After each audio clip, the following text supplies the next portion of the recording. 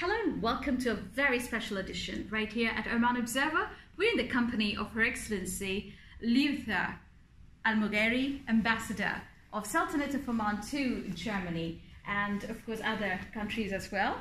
And you are having such a beautiful career as a woman, as an individual. It's very inspiring, but it's even more inspiring to know you started it off as a broadcaster, as a journalist. Well, that's very kind of you to start the introduction in such a way, Lakshmi. Thank you very much. I did start as a journalist, radio and television, and I think it's natural for a journalist to move into politics or into being a diplomat after that, because you do follow, at the end of the day, as a journalist, a lot of political issues and so on. And current affairs. And current events and future events and past as well. Mm-hmm. And so it's much easier to move from this to that. So I started, as you said, here in Oman, of course, in my beloved country, as the director of radio and television. And to be quite honest with you, I started that because when I was a student at university in Cairo, I was chosen to work as a radio announcer for overseas programs. So I did gain my experience there, and that helped me in getting this particular job here. I started the radio and television, trained journalists, and opened the radio and television English service here, which was my pleasure, and I really did it wholeheartedly because I was doing it for my country. You started with a fantastic team, I understand, who are all now being considered as pioneers. Absolutely. How was it? It was wonderful. It was just wonderful. The country was just starting. We were all very eager to build our country, and everybody was very, very enthusiastic in wanting to build. And it gave us all high hopes. We have just come and we have just started. And we worked in cooperation together, and they are all pioneers, all of them, and I remember them all fondly. I remember Salima, I remember Muhammad Yahya, God bless him. I remember Salem Siabi, I remember Mona Mahfoud, I remember Diab Sakhar. I remember all my colleagues who were working together with me at that time, and I'm very proud of them. We worked very well together, and whether it was with television or with radio or English or Arabic, we had an excellent team. The Renaissance had just begun in 1975. Correct. So when you're looking at radio and television, what was the strategy and what was the programs like and what was in the mind, the role of media? The role of media is very important.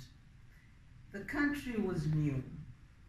We were just starting, and we wanted to develop, at the instructions of His Majesty, of course, to develop the country for the people, most of them who have never seen or owned a television station or a radio station. And there's so much that people can learn from the media, from radio, from television, from newspapers. And as you have said yourself, the country was just beginning. That was very, very important. So we didn't only have entertaining programs, but we had programs that would teach people about so many things that in a country that was coming up and just starting.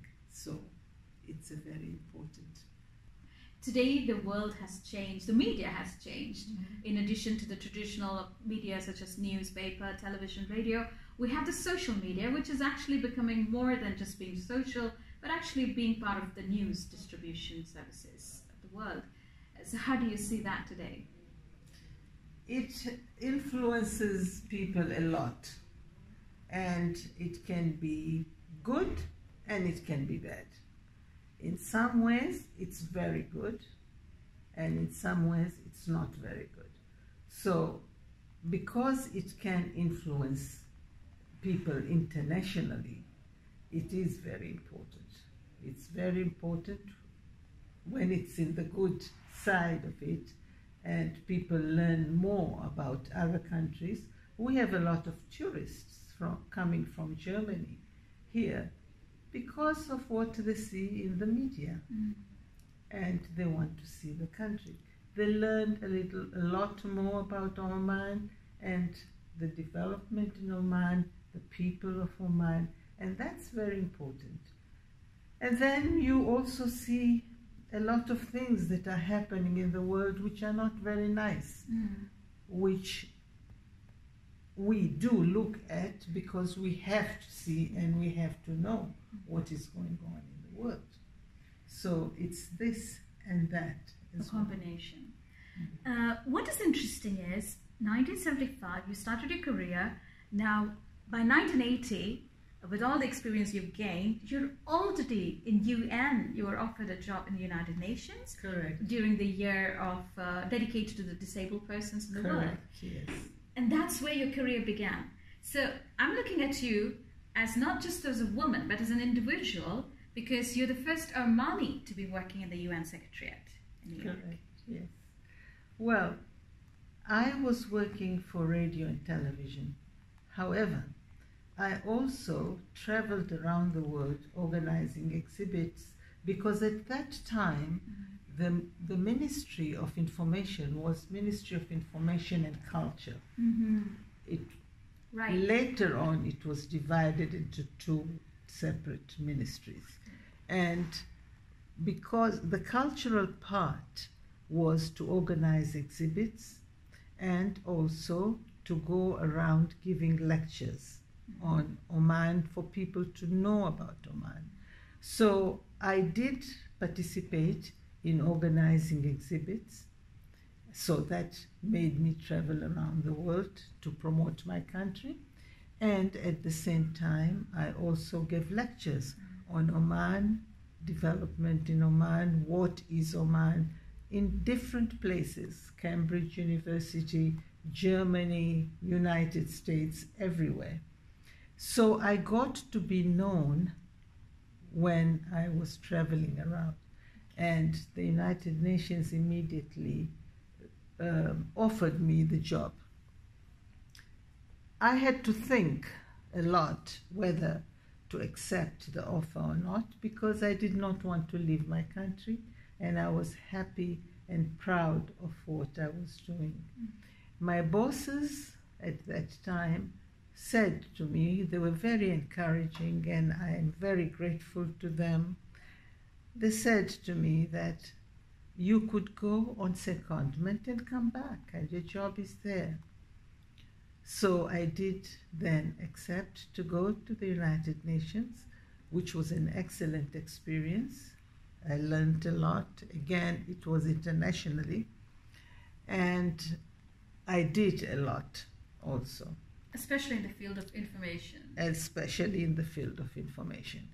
And then immediately after that, United Nations asked the Omani government if they could keep me for another 2 years. The government agreed to allow me to stay on for another 2 years and then come back. And then they asked me to stay on. And as I was staying on, I was getting promoted until I became the head of the United Nations information centers around the world. We had about 60-some information centers under me. Internationally, we had about 370-some people who who were reporting to me.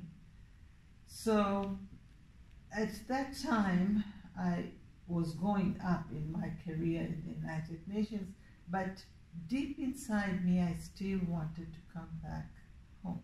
I still wanted to work for my country. I felt I had learned so much that I could give to my country. And I was then offered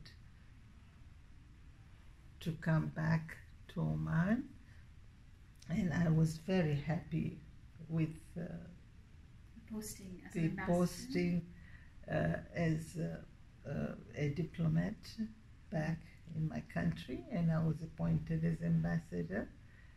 And I'm very grateful to my minister and to His Majesty for having this faith in me and giving me this position. And then I worked here at the ministry as ambassador, head of the Secretary General's office, and then I was sent abroad to the United Nations as ambassador to the United Nations from Oman. And when I was there, because I had a lot of experience, I managed to be chosen or elected as the chairman of the Committee on Information, which was the first time that a woman has taken that position, and as an Arab who has taken that position. I was very lucky to have had that position, and it was because of my experience that I was elected to that position. I stayed on there, and I also became deputy president of the General Assembly, and at one point I was acting president of General Assembly when the president was not there.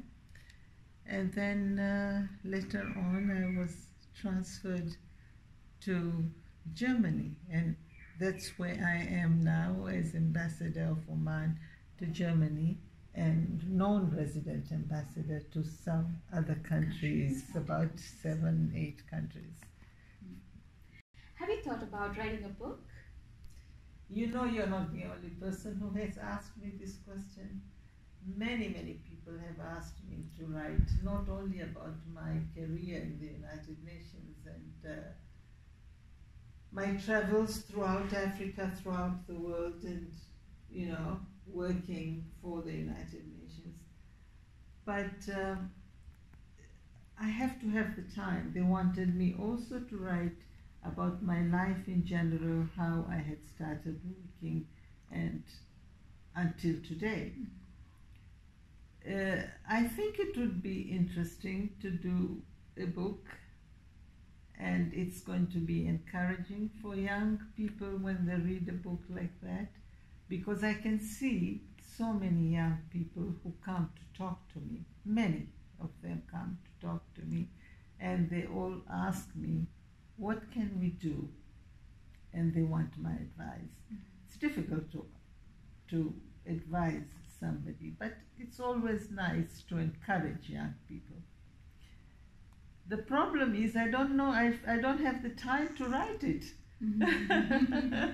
Maybe one day when I retire, then I will do it. And if I do it, it's because I want all the young people to see how, you know, the people of their mothers' generations have worked and how they have become some.